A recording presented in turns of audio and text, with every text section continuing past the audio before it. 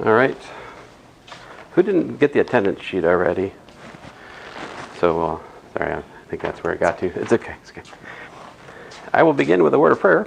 So, Dear Father, we thank you for this day again. I thank you for the students, this class, and just ask that you'd bless our work today, help us to glorify you in what we do, and to understand a little bit more about integers and divisibility and so forth. Lord, in your name I pray, Lord Jesus. Amen.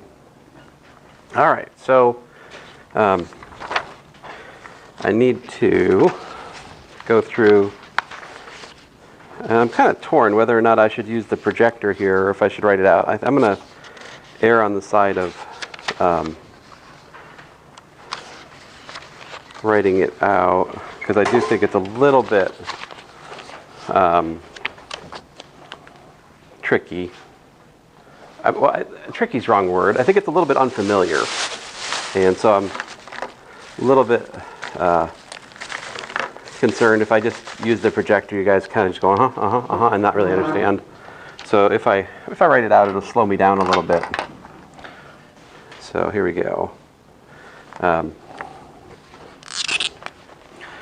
so we'll start out with this lemma. And the lemma is that if we have A, B, Q, and R in the integers, all right, if A is equal to QB plus R, then the GCD of A and B is equal to the GCD of B and R.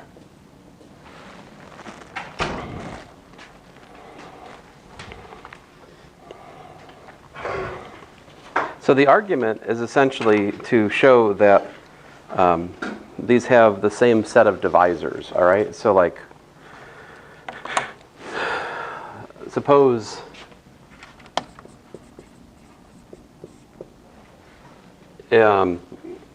if we have D divides A and D divides B, then let's see here, R and if A is equal to QB plus R, then notice that R is equal to what?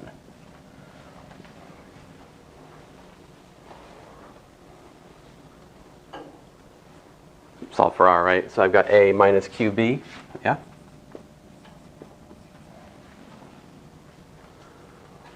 But you can look at this. This basically has the form what? Like, you can think of this as like that AX plus BY, right? Where what? X equals to 1 and Y equals to what? Minus Q apparently, right? Remember last time I mentioned a proposition that if you had a divisor of A and a divisor of B, right, then it's necessarily also a divisor. It also necessarily divides any integer linear combination of A and B, in particular AX plus BY, right? So by the proposition we stated last time, since D divides A and D divides B, this right here implies that D divides R, right? But D also divides B by assumption here. Therefore, D is a what? Thus, D is divisor of both what? R and B, right? Conversely, right, if we have, let's say S divides, B and S divides R and A is equal to QB plus R. Once again, the fact that you have S as a divisor of B and S as a divisor of R implies because of this that S is also a divisor of A. So in summary, we see that any divisor of A and B is likewise divisor of B and R, and vice versa, right? If I chose a better, I could have written a better sentence here, which got the idea across, but you know, it is what it is. So what that means then, of course, is that they must have the same greatest common divisor, right? If these two pairs of numbers have the same divisors, then of course they have the same greatest common divisor.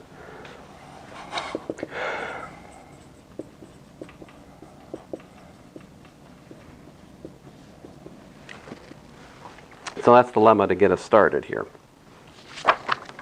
Now we'll work towards the Euclidean algorithm. Let A and B both not be 0. Get over here. Suppose A and B are both not equal to 0. Notice that the greatest common divisor of A and B is equal to the greatest common divisor of minus A and B is equal to the greatest common divisor of A and minus B is equal to the greatest common divisor of minus A and minus B. If you think through it, right? It doesn't matter whether you have positive or negative versions.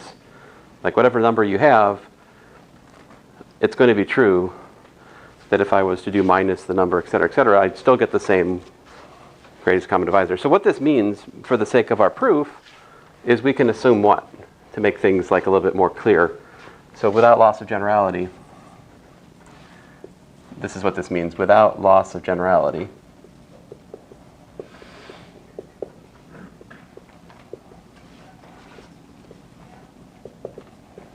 suppose A and B are positive. All right?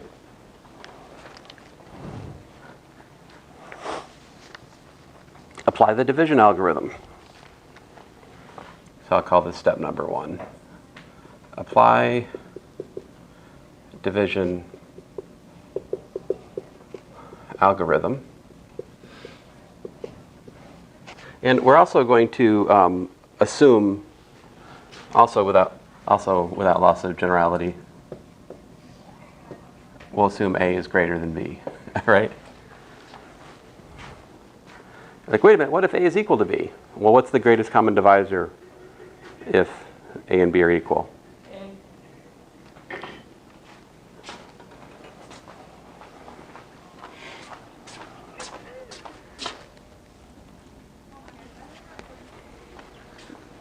I think that worked.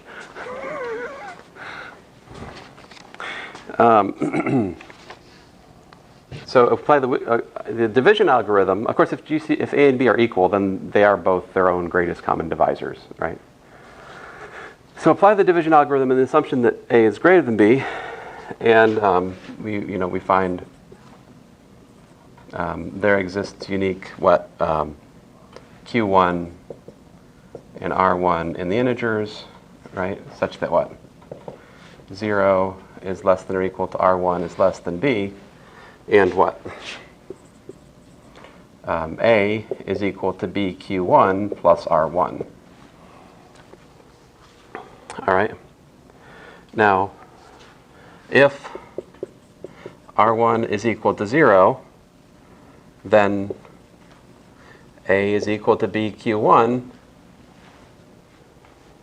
and what does that mean?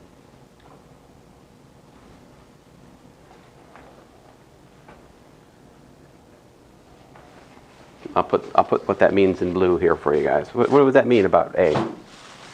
What would the relation between A and B be in this situation? This means that B is a divisor of A, right?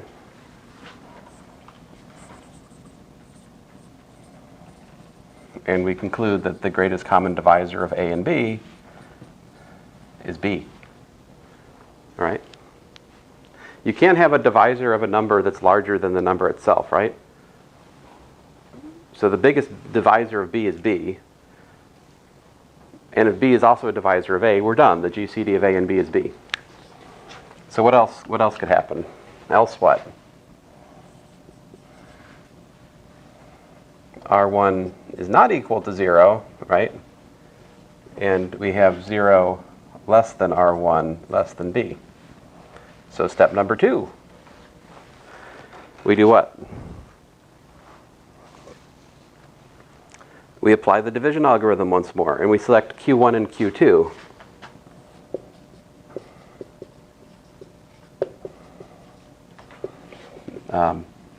To select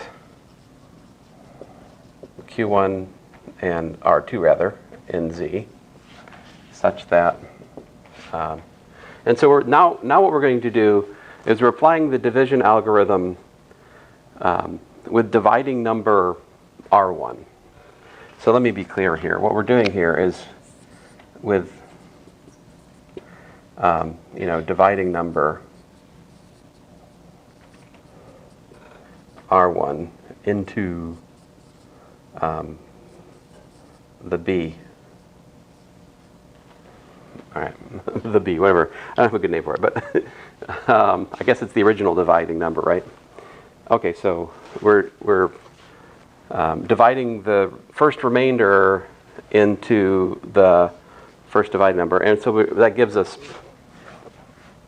not A anymore, but B is equal to Q2. Q2 R1 plus R2, where what? 0 is less than or equal to R2 is less than R1.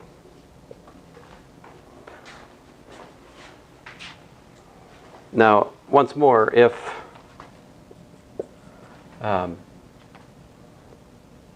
R2 is equal to 0, right, then that means B is equal to Q2 R1. So therefore, R1 is a divisor of B, right? And apparently it's the biggest divisor of B. So that would imply that the GCD of A and B was equal to R1. Else what?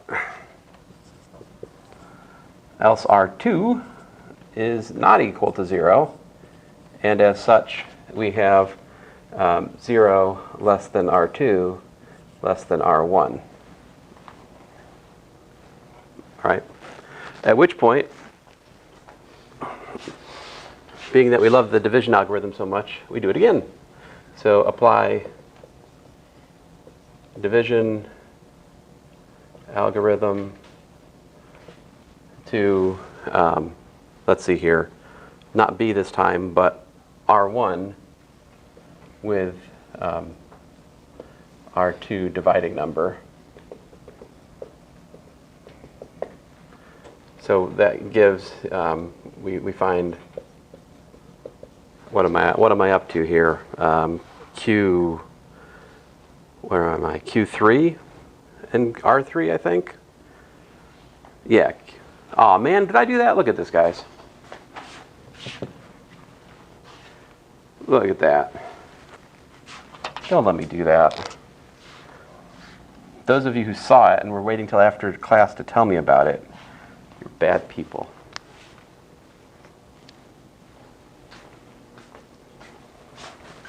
I see some smiling. I know who you are. All right, so so that's supposed to be Q2, obviously. And so we find Q3R3 integers such that what? 0 less than or equal to R3 less than R2, right? And then if R3 is equal to 0, then, oh, and what? I forgot my such that. And what else? My bad. Where are we? We got to R1 last time, right? No, we got to B last time. So this one, we're finally getting to R1 equal to Q3 R2 plus R3, I believe. At this point, we're all the way into, all of the original numbers are gone, and we're just working with remainders of the successive divisions that we're doing, right? So we're down to this step here. If R3 is equal to 0, then R1 is Q3 R2, right? So that means what? To unpack that, we have R1 is Q3. So Q3 was what? Oh, Q3 is just a number. What was R2 is my real question. R2 was equal to, which is equal to actually Q3 of B minus Q2R1, right? And then we can get rid of that R1 and trade it for what?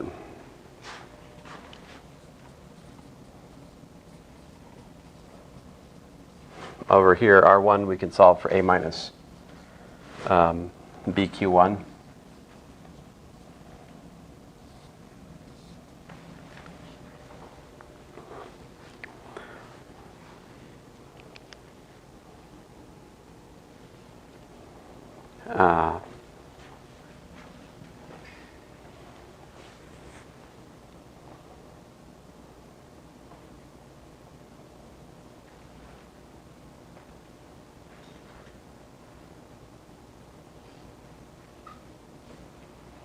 So I think everything here is either a multiple of A or B, right?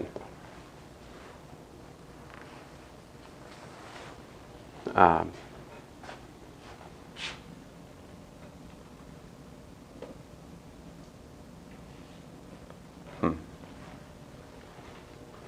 right.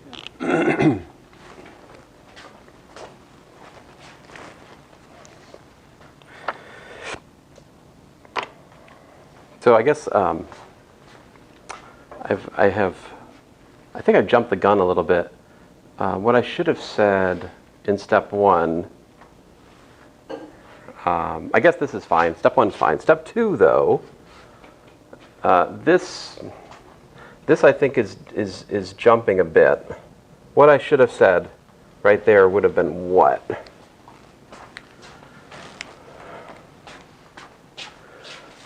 I mean, what's immediately clear from step 2? We have this right here, right?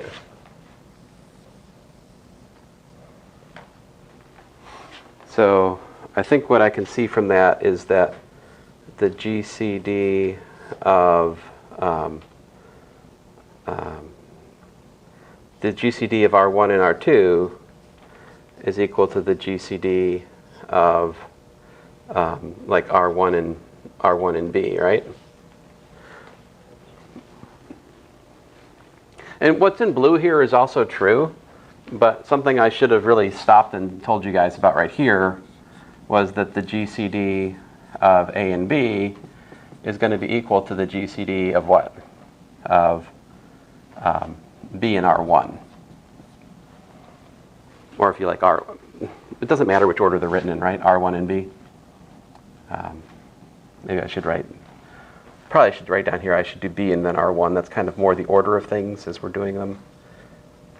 But, okay, so like each step, as we apply the division algorithm, from the lemma at the start of class, we get a connection between the divisors of what we started with and the divisors of the numbers that appear in the application of the division algorithm, right? Like this right here told me what? This told me that the GCD of, where are we? R1 and R2 is actually equal to the GCD of R2 and R3, I suppose. Again, by the lemma at the start of class. My point to you in these like little side comments as we're going through each step is that if we have if our remainder is 0, then that implies that we've actually found a divisor But anyway, getting to the point here, what happens if we have all the green equations? We have this is equal to that, and that. I mean, we have these three separate equations. We can put these together, and what do we get?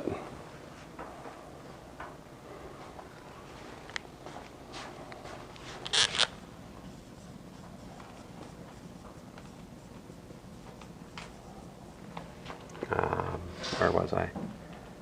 B comma R1, GCD of R1 comma R2, right, equal GCD of R2 comma R3. I think I've gone far enough illustrating this. And what happens, of course, if you get a zero remainder in one of these steps, you're done because you found a divisor, right, that's the largest possible divisor.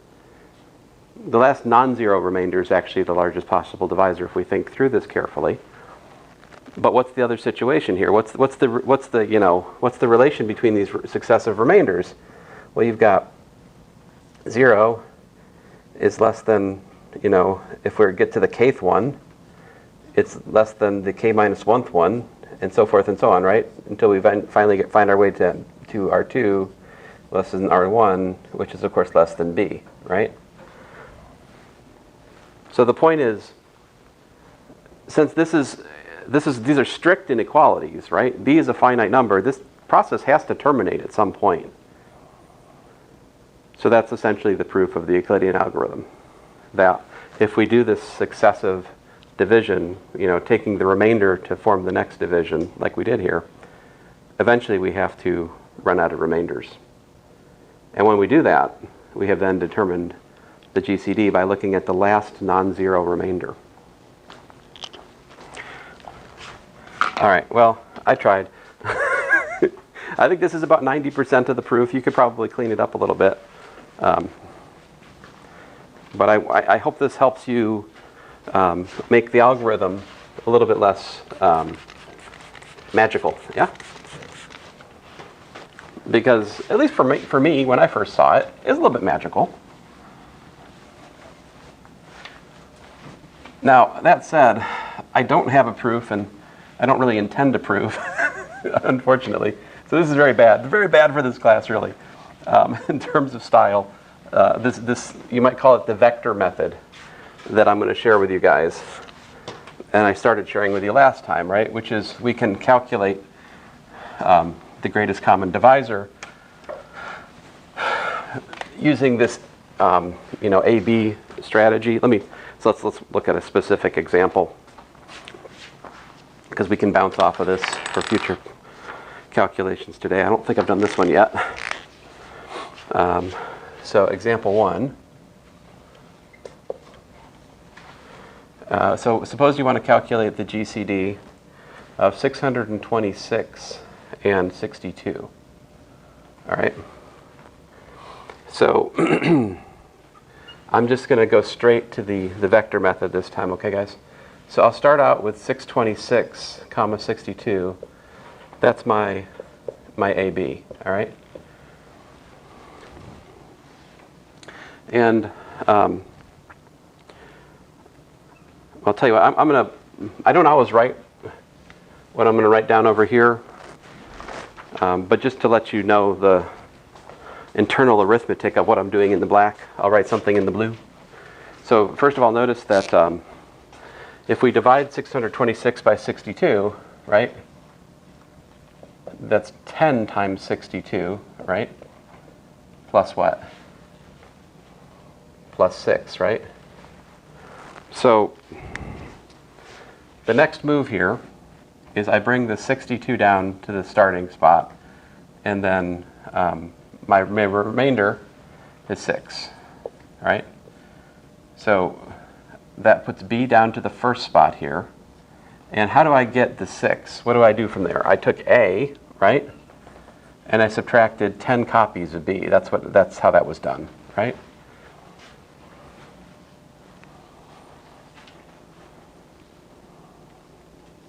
Do you guys see what I did?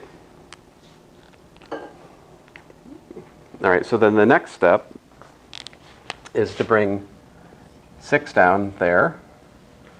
All right, so I've got 62.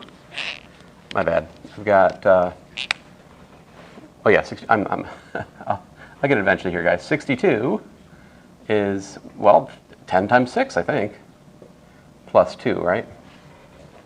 So my second remainder is 2,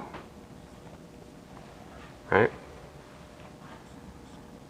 And, all right, so that puts a minus 10b in the first spot there, right? And how do I get that 2 from the 62? I do b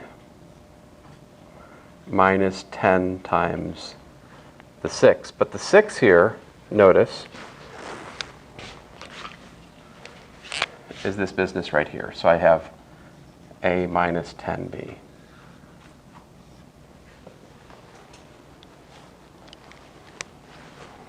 All right. So my next step here would be to bring the 6 down.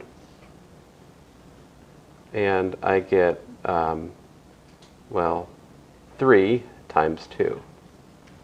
Just to be explicit here, what's going on, b is my 6. I'm an idiot. b is not 6. b is what? b is 62 in our notation, right? R1 is explicitly 6. My R2 is 2. My R3 is what? 0. Right, so 2, this is your last non-zero remainder. And the Euclidean algorithm says that that is the GCD of these numbers. But you see, I can simplify this right here as well. And I get minus 10a minus plus 101 times b is equal to 2. So there's two things going on here, guys. On the one hand, I'm trying to calculate the greatest common divisor of two numbers. On the other hand, I'm trying to show you how we can actually calculate that greatest common divisor as an integer linear combination of the a and the b. All right? And admittedly, my desire to do that is somewhat unmotivated at the moment, but there's a good reason for it that will become clear soon, okay? And you can check me, right?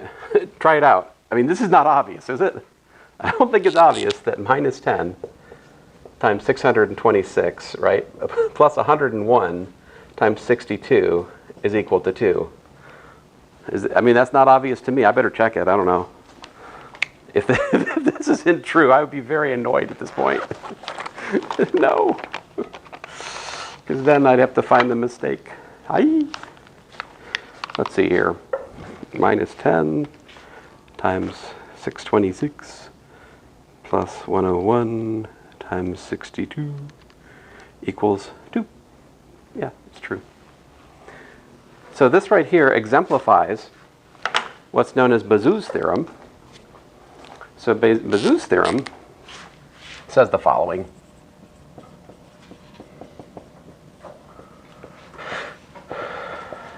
If a and b are integers, then there exists x and y in the integers such that ax plus by is equal to the GCD of a and b.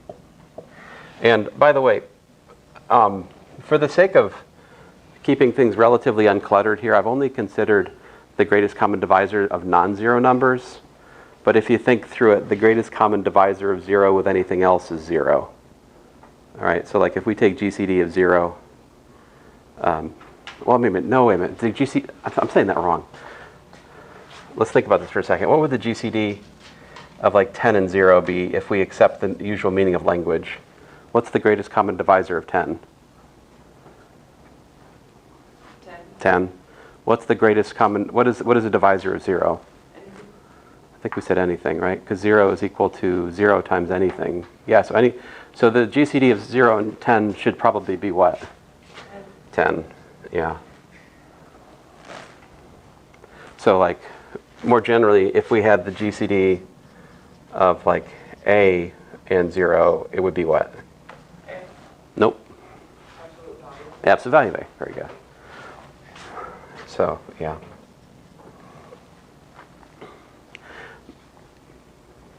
There is a certain ad hocness to what we're doing in the fact that we're assuming like positive divisors in some of our thinking.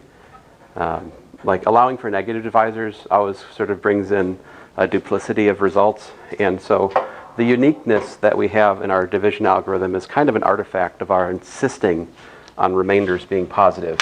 If you think through it, the remainders, you could use negative remainders in the division algorithm if you think about it, but then we wouldn't have a unique choice because if you think about like dividing B into A, if you think about the number line, you know, A is somewhere here, right? And there's like, here's A plus 2A, here's, you know, I don't want to say, oh, my bad. That's not the A I want to talk about. You know, maybe here is 10B, and over here is 9B, right? And in principle, if we use a positive remainder, we use that, right? But you could use a negative remainder with that. So you could, in principle, maybe let's make it more specific. If we have A is equal to, I don't know, like 100, right? And B is equal to, let's say 11, right? 100, on the one hand, is equal to 9 times 11 plus 1. There's a positive remainder, right? But 100 is also equal to what? 10 times 11 minus 10. 10 times 11 minus 10. So there's a negative remainder. We have not done this for the sake of like not doing that is what gave us the uniqueness of our division algorithm, that we were using positive remainders. That's just a choice though, you see, right? So anyway, what I'm trying to say is there is a more cluttered version of everything we're doing where we always allow for plus and minus everywhere we could, right? And with respect to that larger discussion, this is born from that in part because notice I'm not assuming that A is greater than B. I'm not assuming, you know, that A and B is non-zero. It still makes sense though, okay? I don't want to belabor all that minutia. Why should Bezout's theorem be true? What is the well, the proof of Bezout's theorem is essentially just the Euclidean algorithm. Let's see if I have a. Let's see here.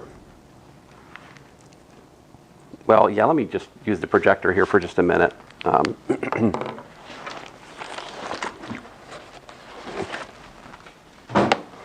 Come on.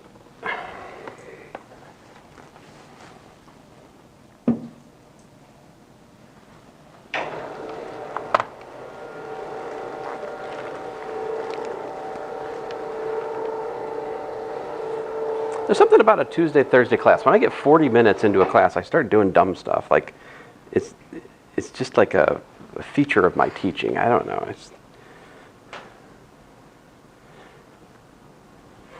So do you see how we've exemplified Bezout's theorem? Like, I found the x and the y from the Euclidean algorithm, right?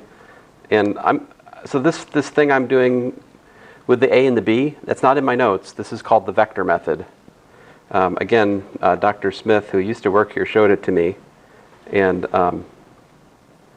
you know, it's a very. So the other way to do it is in my notes, all right, which is, you might call it the back substitution method. You can do either one, guys, but I will warn you that the back substitution method, in my experience, it's tough to really get it to work. You have to be really careful and methodical in your arithmetic. Because you're kind of like back substituting. See if I can find it here.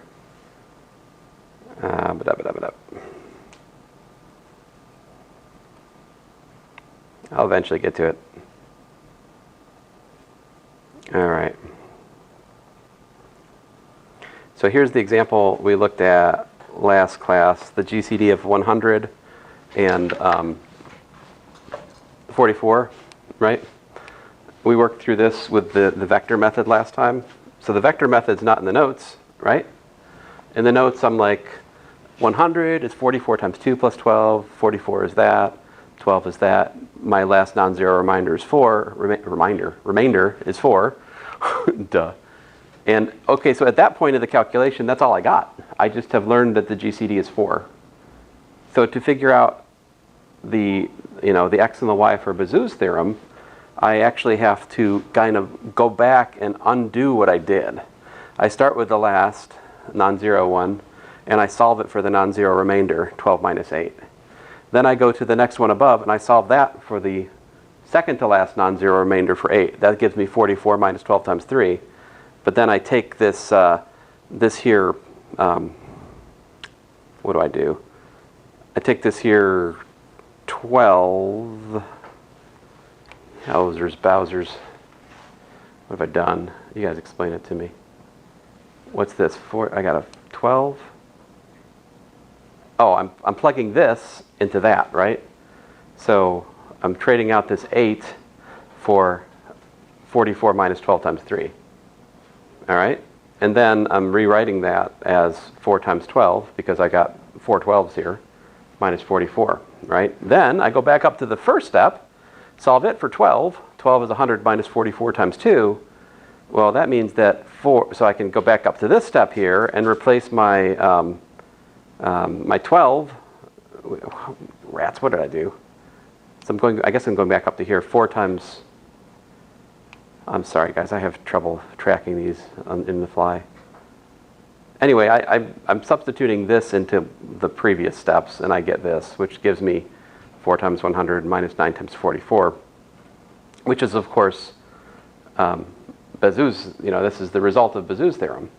My point to you is we didn't do this last class, right? I just did the vector method, and we derived this business without doing this back substitution thing.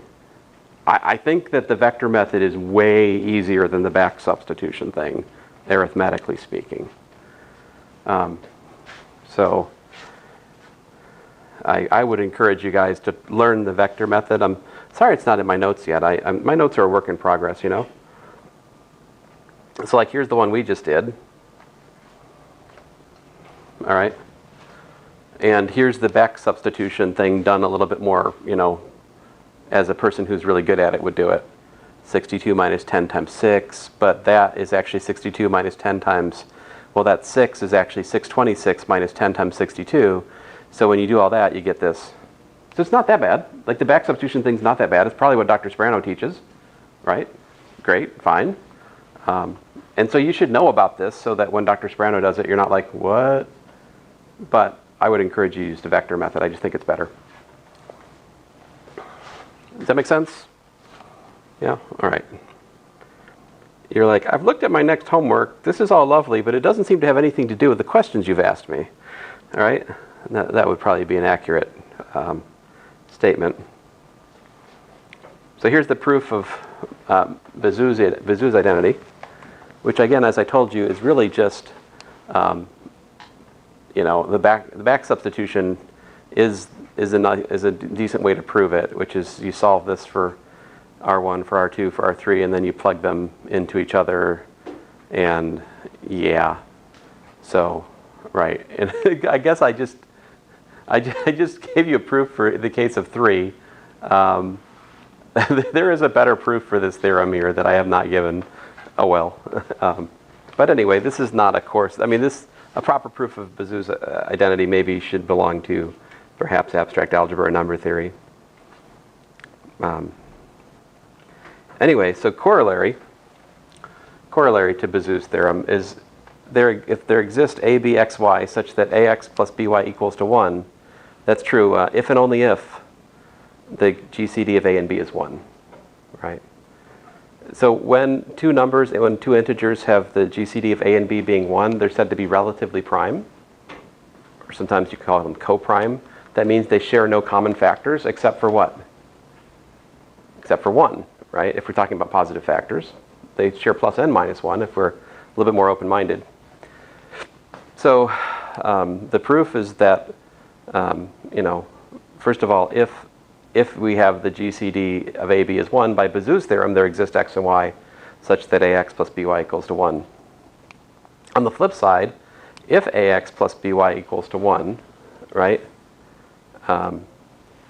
then, you know, if you had d as a common divisor of both a and b, it follows that, you know, we can write this and that.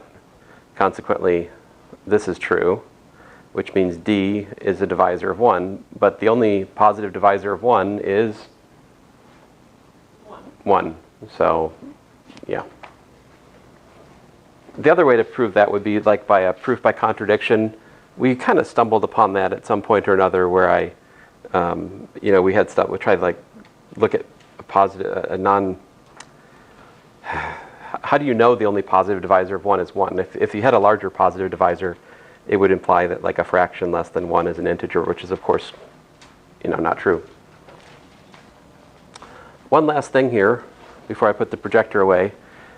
This is Euclid's lemma. It says that if we have integers a and b, and p is a prime, and p divides the product ab, then p divides a or p divides b. Right?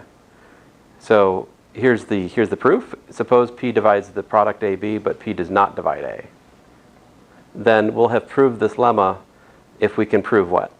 What do we need? If p divides ab, but p does not divide a, what would it suffice to prove at this point then? We need what? We need, if p's got to divide a or b, if it doesn't divide a, it's got to divide b, right?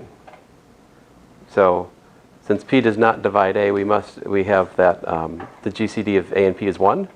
So by Bezout's identity, we have ax plus py equals to 1. You multiply that by b, you get bax plus bpy equal to b. Label this equation star. Since p divides ab, we know there exists c such that ab is equal to cp, and then we come back to star and plug this cp business in for b there, I think. AB is cp, so my ab I trade out for cp. So I got cpx plus bpy. I can factor the p out, and I get b is equal to p times that, which shows you, of course, that p divides b. And then Euclid's lemma follows. Of course, you kind of know this, right? If 5 divides, you know, a product of two numbers, that means 5 either has to be a divisor of the one number or the other, right? That's only true for primes, though, right? If I have 6 divides a product of two numbers, it doesn't have to be the case that 6 divides either one of them, right? Because it could be that there's a 2 from the one number and a 3 from the other number that are coming together to give you 6 in the product, and yet, you know, you don't have 6 divides either one of the things multiplied. So primes are special, and this is one of the special characteristics of primes. So that brings us to modular arithmetic, all right? And I'm going to put this away here.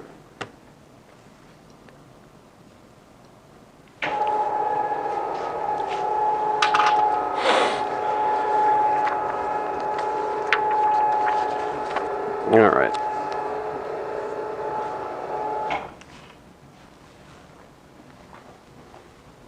Any questions before I... Oh man, I should have put that away. I wanted to show you guys, my brother has a website, and he actually has a Euclidean algorithm calculator on the website where you can check your work. It's great. You can put in, like, you know, 10,317 and make your dividing number 304 or whatever, and it will actually show you step by step the Euclidean algorithm, including coming up with like the Bezout coefficients. You can check all your work with that website. It's super awesome. And it's actually possible to do this business not just for integers, but also for polynomials. There is a Bezout theorem for polynomials as well. It's part of a larger story, and my brother's website actually has calculators for those more deep abstract algebraic calculations as well. It's a very nice resource to know about. The links on my webpage are broken because they're links to the old Appalachian website, which the clowns there like messed up the server. So then my brother gave up on it and bought his own website, and now it's there. So, but you might have guessed my brother's a mathematician. Yeah. I have a question about Uh-oh. over here. Just the statement in green there. I have two brothers also, for the record. But yes. in green. What makes that like evident? Oh, this? Yeah, for each of them. Oh, because the lemma I just erased says it. So the lemma at the start of class said that if you had, like, A is equal to QB plus R, we had that the greatest common divisor of A and B was equal to the greatest common divisor of B and R because of this equation, essentially. So the same role is played here between R1, R2 versus R2 and R3. R1 is to R2 as A is to B. R2 is to R3 as B is to R. And so it's the same pattern at each stage of the algorithm.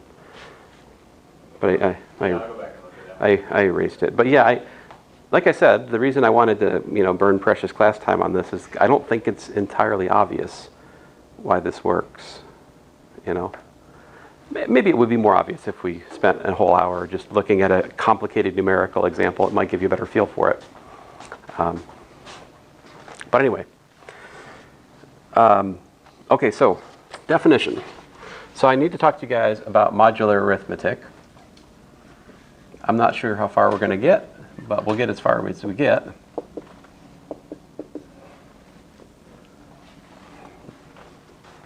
I think what I'm going to do is push off some of the proofs till next class and try to show you some of the calculations this class, if that's okay with you guys.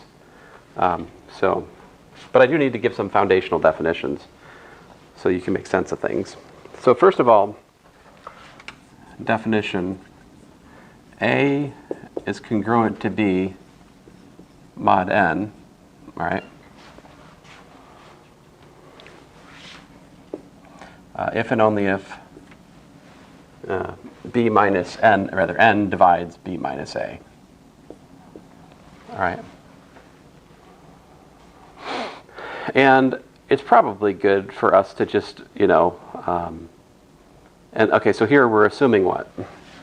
Throughout. That n is a natural number throughout in what follows, okay?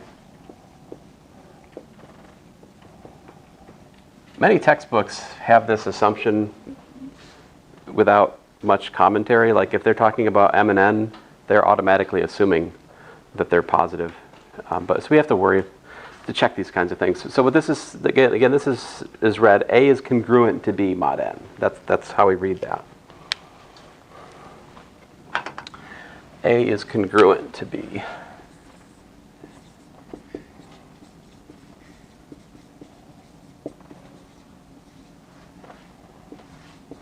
Modulo n, right? So,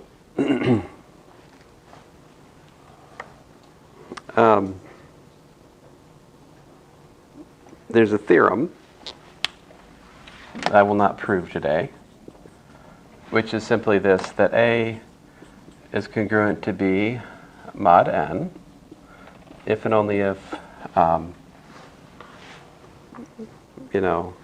A and B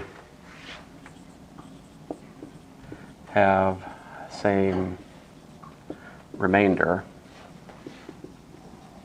upon division by n. All right. This is true. And there's also another proposition which I won't prove today, but I'll state it for you. Wouldn't be hard to prove. I'm just trying to get to certain calculations. All right, so let x, y, and z be integers. Then number one, x is congruent to x mod n. 2. X congruent to y mod n implies that y is congruent to x mod n.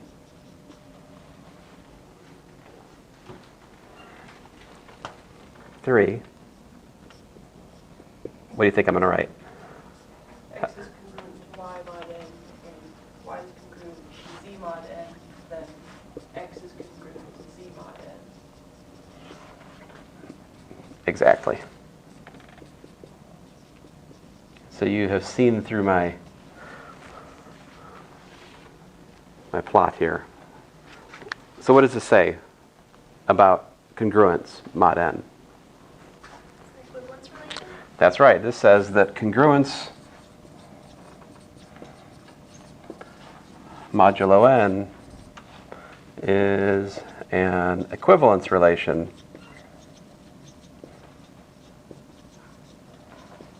on the integers.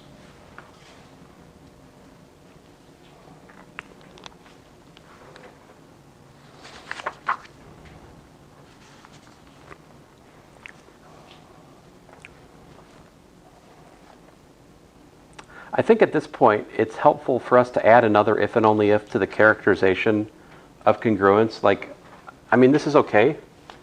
And using congruence to solve problems of integer arithmetic was championed by by Gauss in his major work when he was like about your age.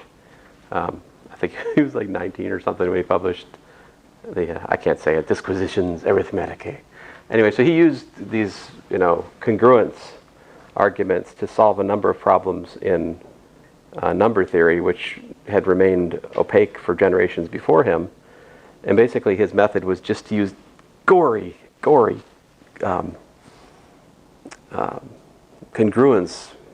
calculations. He was a master of this.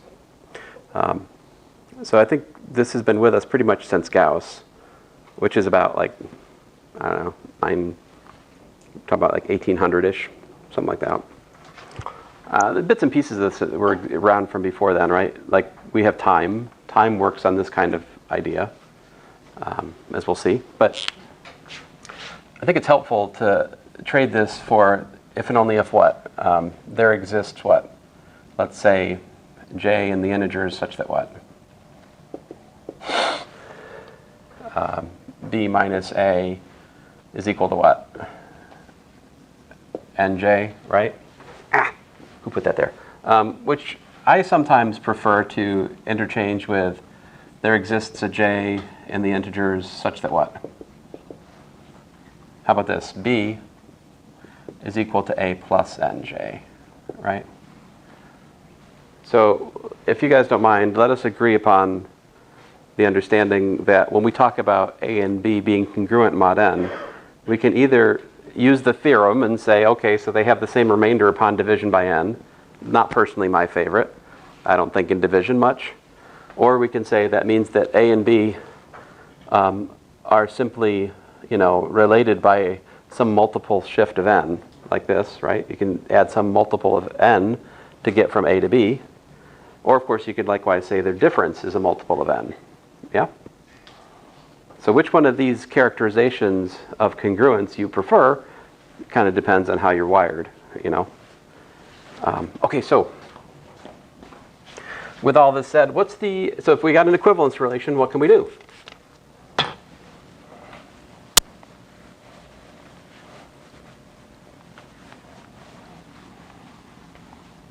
Every equivalence relation, there corresponds a what? A partition. How do we get the partition? What are the sets forming the partition? They are the equivalence classes. That's right. So the notation here, definition, z sub n is equal to the equivalence classes.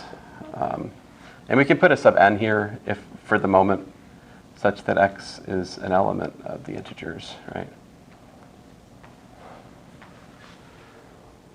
Now this x sub n is actually equal to x plus nj such that n is an element of the integers, right?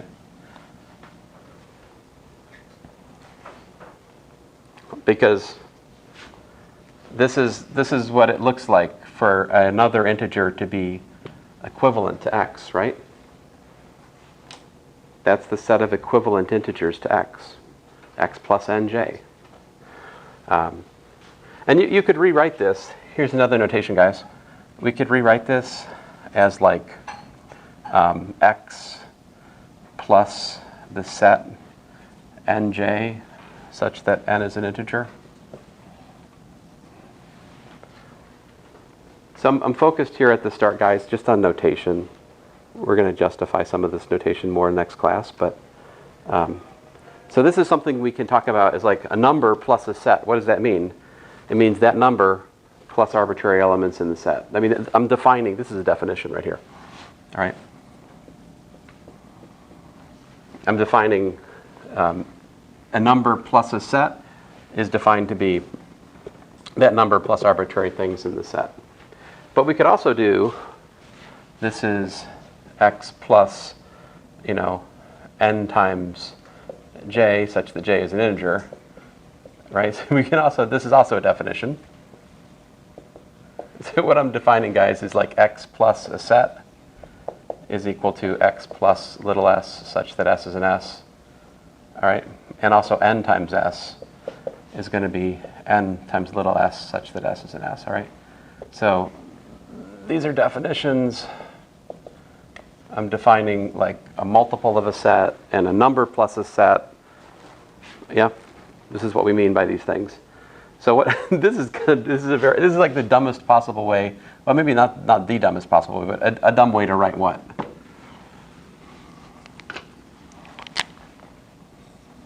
What is that? Yeah, that's just the integers, right? So, precisely. So what I'm trying to tell you guys is simply this, is that the equivalence class modulo n, on the one hand, we can write as, I think this is a pretty good description, x plus nj, such that n is the integers. But we can also write it as x plus n times z. It's x plus multiples, n multiples of integers. So this z mod n, right? Z mod n is, in our previous notation, this would have been something like z mod the congruence relation. It's the set of equivalence classes. It's a set of sets. The elements in this are themselves sets. All right?